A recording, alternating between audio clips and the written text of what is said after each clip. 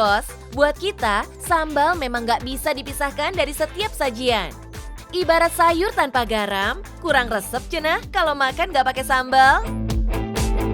Bahkan nih bos, tiap daerah di Indonesia memiliki sambal tersendiri dengan rasa, campuran, dan proses pembuatan yang berbeda.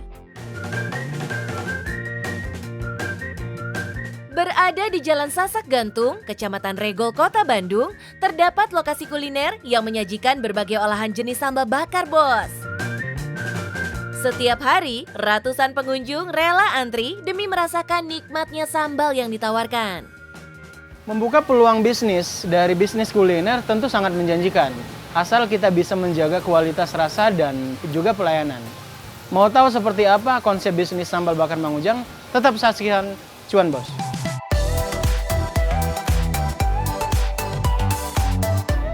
Pernah terjun pada kuliner khas Korea selama 2 tahun, tapi waktu bisnis yang dijalankan Hendra nggak berjalan dengan mulus, bos.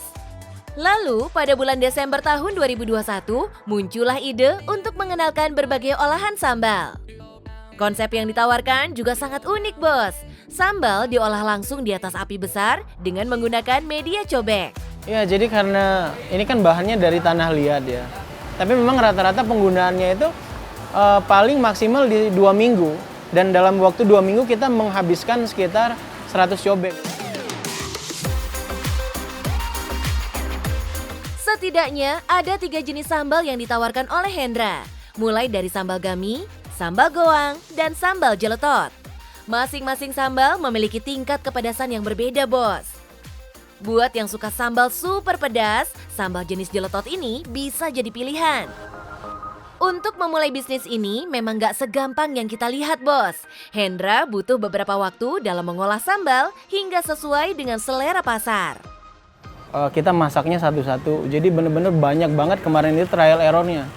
Karena dengan proses yang ini kemungkinan perbedaan rasa itu kan besar.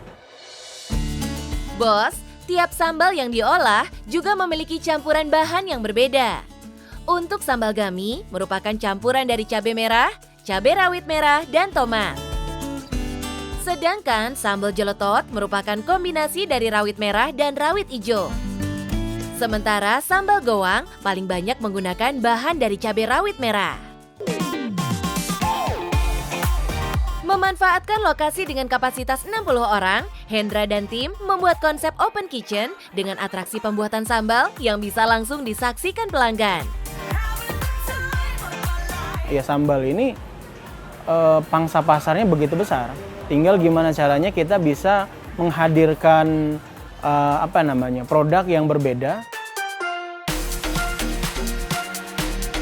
Di atas tungku berderet inilah yang jadi panggung atraksi proses memasak sambal. Prosesnya cukup sederhana, bos. Panaskan cobek, beri minyak sayur secukupnya.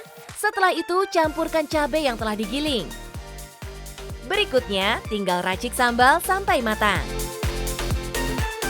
Sementara untuk toppingnya, Hendra juga menyajikan setidaknya 10 varian, bos. Mulai daging udang, bebek goreng, ayam goreng, ceker, cumi-cumi, dan yang jadi menu andalannya, sambal dengan daging sapi wagyu.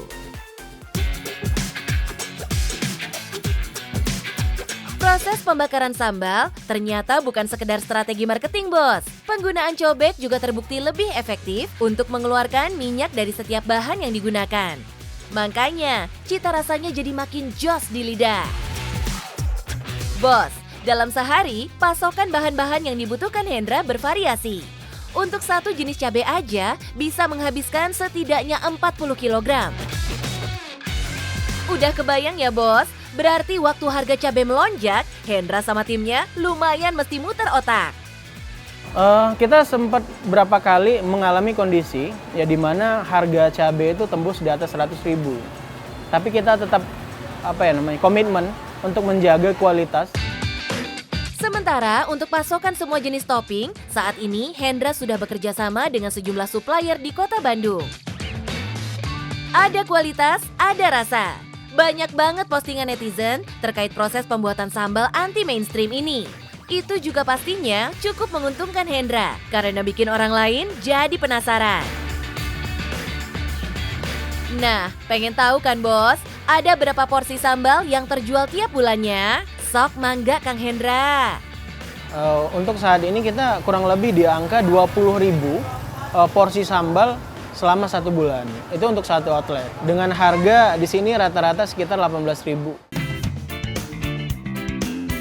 Wih, pedas bos. Tiap bulannya ada sekitar 20.000 porsi terjual dengan harga mulai dari Rp18.000. Berarti omset Bos Hendra untuk satu outletnya mencapai Rp360 juta. Kalau dikurangi 70% untuk biaya bahan, masih nyisa 100 juta lebih yang masuk kantong. Auto pedes nggak tuh? Itu baru hitungan satu outlet bos. Sekarang udah ada outlet kedua yang berlokasi di kawasan Taman Sari, Bandung. Oh iya bos, ada tips dari Hendra buat yang mau terjun di bisnis kuliner. Pertama, pelanggan wajib dibikin puas biar mereka menyampaikan ke orang lain. Kemudian berpikir sebagai konsumen, biar semua rencana dan tindakan fokusnya buat kepuasan pelanggan. Jadi bukan buat nyenengin diri sendiri aja bos. Terakhir, wajib juga bikin konsep yang menarik. Konsep unik dan menarik bisa dalam hal apa saja ya bos? Contohnya proses pembakaran yang dilakukan oleh Hendra. Oke bos, dalam dunia usaha tidak selalu tentang modal saja, tapi dibutuhkan juga mental yang kuat untuk menghadapi segala situasi dan kondisi.